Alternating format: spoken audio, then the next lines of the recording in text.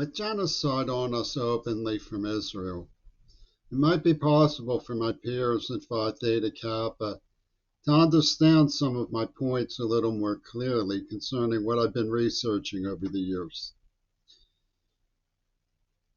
As people who have looked very closely at my concerns, someone might remember that I saw the calamity in Ukraine through the way it disrupted my concerns about evidence of intent behind COVID.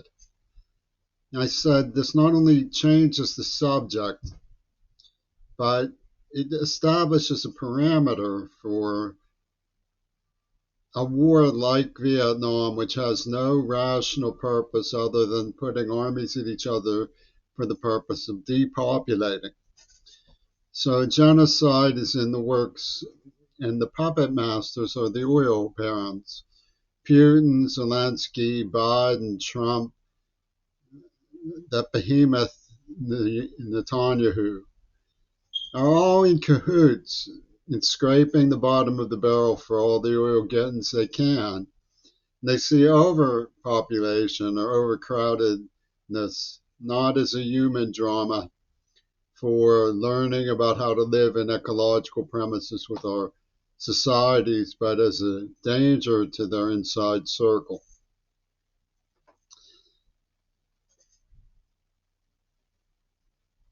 And of course, I've investigated the AIDS attack as a Falk Medical Library from 1984 when it happened.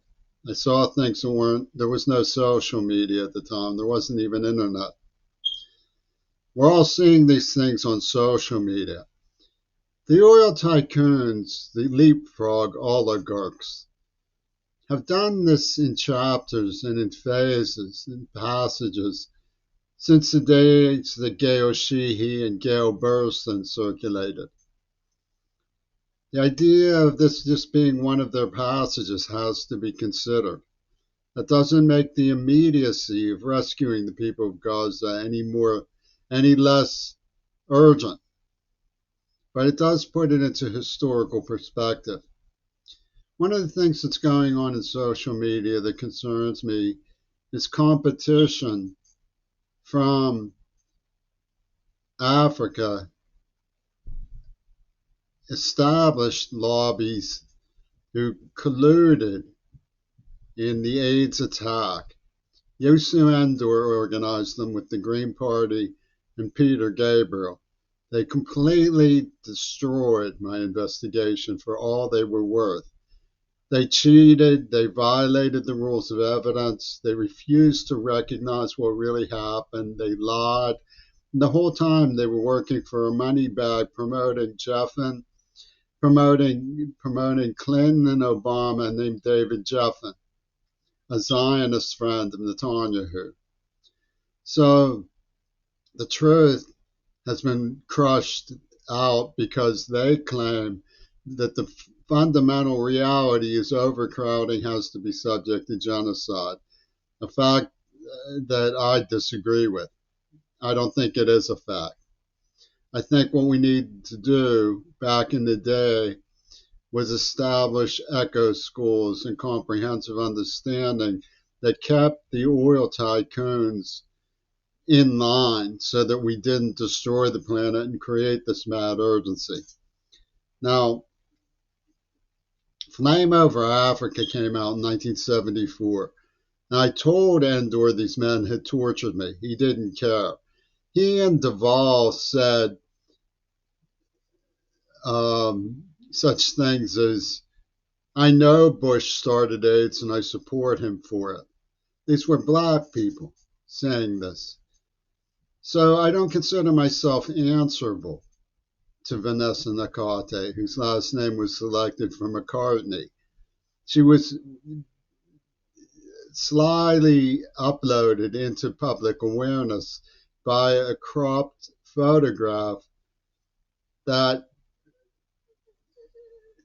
is a Peter Gabriel strategy. When he wrote to me in 1980, he said, when you see something particularly fine, strike it out. In other words, they were just playing eugenics. They struck out the white, nobody cared, and they uploaded the black. Meanwhile, they went from 1984 to 2020 promoting Flame Over Africa, child mutilationist white people in the Pennsylvania coal industry. This is the reality. I'm not answerable to Greta Thunberg. She refuses to answer my question, did she know in advance about the COVID attack? That's all I asked her. She could say yes or no. But Mon Beyond in England is with Peter Gabriel, and they say that I did it to myself. I stuffed clay in my prick. All the sort of things the foreign English are notorious for saying about somebody they dragged through glass and tortured. They make sing-song Disney songs about robbery, assault, and battery promoting child mutilationists. Well, they also came on to me with a hooter. In other words, the Black Panther peep was going on with the NYPD. NYPD peep was going on. And see, I like these people and I wanted to work with Africa. I put up signboards and now it's called disruptive, but I was trying to get attention to the Hunger Project, Buckminster Fuller, Nigerian relief, and divestment from South Africa back in the 80s. I did all of those things. But the white parochial establishment connived with Duvall and others like him in the NAACP, the NYPD Hooters peep, to justify insane cruelty and mutilation pursuant to covering up that they were working with Will Zell. Now, we hear a lot about fake news. What's the lesson of this to me? We hear a lot about fake news. One of the things that we know about fake news is that it does exist. People do lie in media. And the same people who are warning us about fake news and lying in media refuse to admit that Hollywood had the power of deception. Hollywood, Pentagon, Disney are masters of deception, and the Zionists are cold-blooded liars. They worked with Yoko Ono, David Geffen on Lenin's Houdini. I proved this. Reagan was not shot. His attorneys had me there that day. They gave me a brochure from Israel and Pentagon Disney, who were with the Federal Emergency Management Agency. I proved this. It's not controversial. It's not fake news. It's real. Double Fantasy was a deception campaign. It was the greatest practical joke in their view of all time. Now, Ian Wadmaker, who used the brain surgical chemical, neurohypnotic chemical, an illegal nerve agent on me that deafened me and left me with seizures as a very small child who they had battered and tortured. Ian Wadmaker took me to a movie called The Incredible Two-Headed Transplant, where a psychotic gets put onto the shoulder of someone he calls a moron and says, I have to teach this moron how to walk. Then the criminals in Pink Floyd worked it all through with Zell on Mount Desert Island, through the Gurdjieff Society and Zionists associated with Geffen, to claim that I was not feminist enough and they didn't have to prove that virginity isn't rape because they wanted to say it was. And Fripp said it was pretty funny that this guy could frame himself for rape when the virgin who they're talking about denies that he raped her. That's pretty funny to Peter Gabriel. But what it was a nerve agent that was causing seizures that I didn't know was in there. You can see it now.